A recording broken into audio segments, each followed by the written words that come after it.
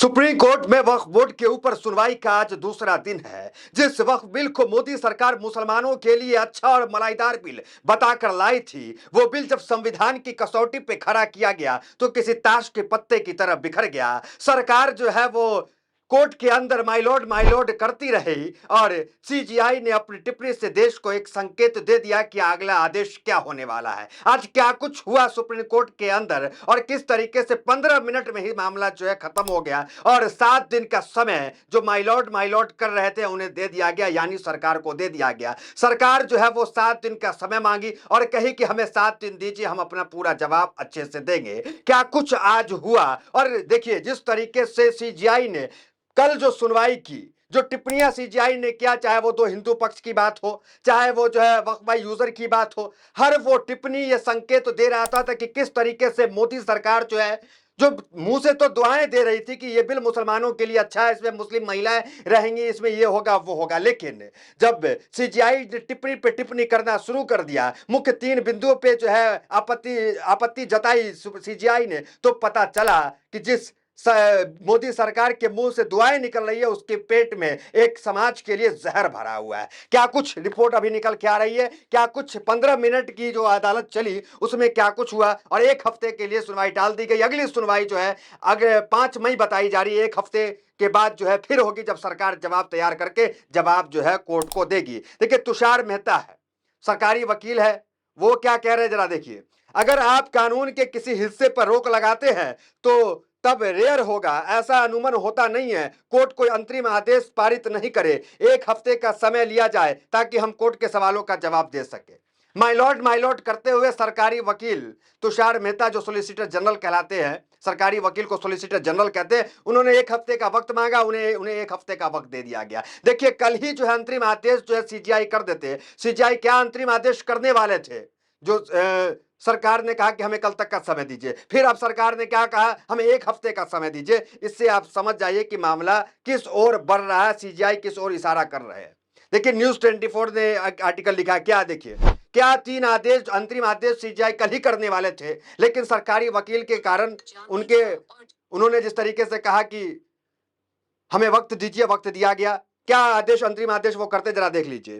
Court द्वारा घोषित वक्फ संपत्ति डी नोटिफाई नहीं होगी, वो संपत्ति वक्फ बाय यूजर या वक्फ बाय डीड हो, ये पहला था। दूसरा, कलेक्टर द्वारा किसी भी संपत्ति के सरकारी भूमि होने की जांच के दौरान उसे वक्फ न मानने वाला संशोधन प्रभावी नहीं होगा। तीसरा, वक्फ बोर्ड और काउंसिल में सिर्फ मुस्लिम सदस्य होंगे, एक्स ऑफिशियो को छोड़ करके। ये जो है 3 सीजीआई कल ही जो है अंतरिम आदेश कर देते, ये 3 में अहम बिंदुओं का, जिसका जो है मुस्लिम संगठन विरोध कर रहा था। कल की पूरी हियरिंग जो थी वो कहीं ना कहीं मुस्लिम पक्ष के अंदर रही और जो सरकार का बिल था वो संविधान की कसौटी पे तार तार हो गया, गिर गया, टिका नहीं।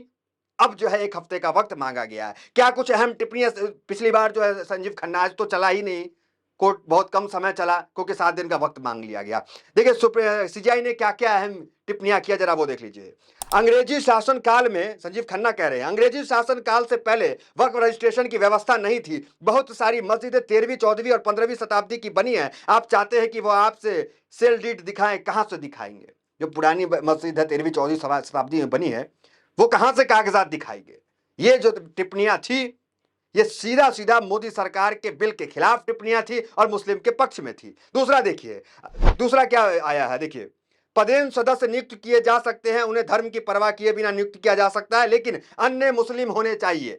जो 2 सदस्य की बात थी, वो 2 सदस्य जिसमें हिंदू कहा गया था कि इंटेलेक्चुअल होंगे, तो वो 2 सदस्य जो गैर मुस्लिम होंगे उसको उसकी बात उन्होंने काट दिया। देखिए, वक्फ एक्ट पर सुनवाई के दौरान सीजीआई संजीव खन्ना ने निर्देश दिया कि वक्फ बोर्ड और सेंट्रल वक्फ काउंसिल के सभी सदस्य मुस्लिम होने चाहिए। ये जो हिंदुओं का मामला था ना, वो नहीं होगा, सभी सदस्य मुस्लिम होने चाहिए।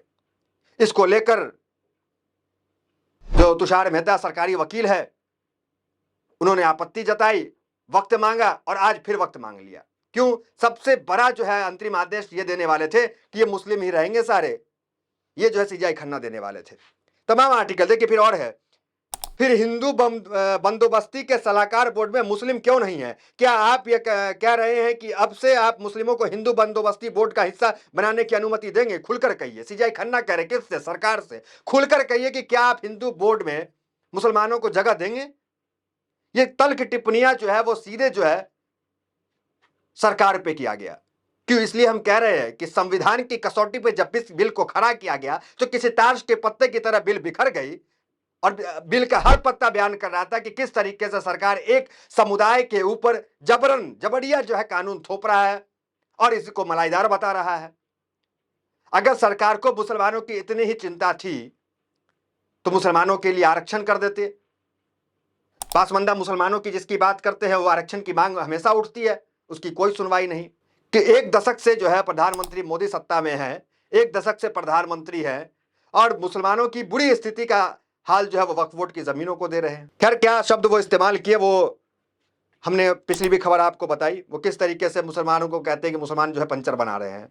सोचिए, प्रधानमंत्री हैं वो कह रहे हैं, कोई ऐरू गैरू बीजेपी का नेता नहीं है चौक चौराहे पे बयान दे रहा हो, ये प्रधानमंत्री कह रहे हैं जो एक दशक से खुद प्रधानमंत्री है, जिसके कैबिनेट में एक भी मुस्लिम नहीं है, जिसके संसद में वो बैठते हैं जिन सांसदों के साथ एक भी मुस्लिम सांसद नहीं है। अब इससे समझ में आता है कि ये मुसलमानों की चिंता कर रहे हैं या क्या कर रहे हैं। मुंह से तो दुआएं दिख रही है कि ये कह रहे हैं कि मुस्लिम महिलाएं होंगी, ये कह रहे हैं कि हर समाज के लोग होंगे, इसमें ये कब्जा हटेगा, मुसलमानों का फायदा होगा, लेकिन संविधान की कसौटी पे खड़ा किया गया तो पता चला कि ये तो तार-तार हो गए। और सीजीआई ने कहा कि आप जो है हिंदू बोर्ड के अंदर जो मुसलमानों को फिर रखेंगे। ये तमाम चीजें चल रही है। आज क्या हुआ, आज की हेयरिंग बताते हैं आज क्या हुआ। 15 मिनट क्या हुआ जरा देख लीजिए। अगले आदेश तक वक्फ में कोई नई नियुक्ति नहीं, एससी ने सरकार को दिया 1 सप्ताह का समय। देखिए, अगले आदेश तक वक्फ में कोई नई नियुक्ति नहीं होगी, सुप्रीम कोर्ट ने इस पर अंतरिम रोक लगा दी है। शीर्ष अदालत ने अपने अंतरिम आदेश में कहा, सुनवाई के दौरान एसजी मेहता ने कहा कि प्रतिवादी 7 दिनों के भीतर एक संक्षिप्त जवाब दाखिल करना चाहते हैं और आश्वासन दिया है कि अगली तारीख तक 2025 अधिनियम के तहत बोर्ड और परिषदों में कोई नियुक्ति नहीं होगी। उन्होंने यह भी आश्वासन दिया है कि अधिसूचना या राजपत्रिता द्वारा पहले से घोषित यूजर्स द्वारा वक्फ सहित वक्फों की स्थिति में कोई बदलाव नहीं किया जाएगा। जवाब 7 दिनों के भीतर दाखिल किया जाना चाहिए, उस पर जवाब सेवा में 5 दिन के भीतर दाखिल किया जाएगा। ये तमाम चीजें, कोर्ट शुरू हुआ और सीधा जो है 7 दिन का वक्त सरकारी वकील उन्होंने जो है मांग लिया कि 7 दिन का हमें जो है वक्त दीजिए। 3 जजों की बेंच, जे संजय कुमार, आपको संजीव खन्ना, संजय कुमार और केवी विश्वनाथन, ये 3 जजों की बेंच सुनवाई कर रहे हैं। कपिल सिब्बल, अभिषेक मनु सिंघवी, ये तमाम जो वकील हैं वो इस बिल के मुखालफत में, इस बिल के खिलाफ जो है सरकार सीजीआई के सामने अपनी बात को रख रहे हैं। वही सरकारी वकील सॉलिसिटर जनरल तुषार मेहता अपनी बात रख रहे हैं और 1 हफ्ते का समय ले लिया गया। अब देखना दिलचस्प होगा कि आगे 1 हफ्ते बाद क्या होगा। देखिए, जिस देश में अल्पसंख्यकों के ऊपर अत्याचार होता है, उसके ऊपर राजनीतिक रोटी सेकने के लिए अगर कोई जबरिया कानून थोपा जाता है तो उस देश के अल्पसंख्यकों की आखिरी उम्मीद सुप्रीम कोर्ट से बचती है। सुप्रीम कोर्ट जो है वो किरण की तरह, सूरज की उस सुबह की किरण की तरह हो जाता है उस समाज के लिए, उस अल्पसंख्यक समुदाय के लिए।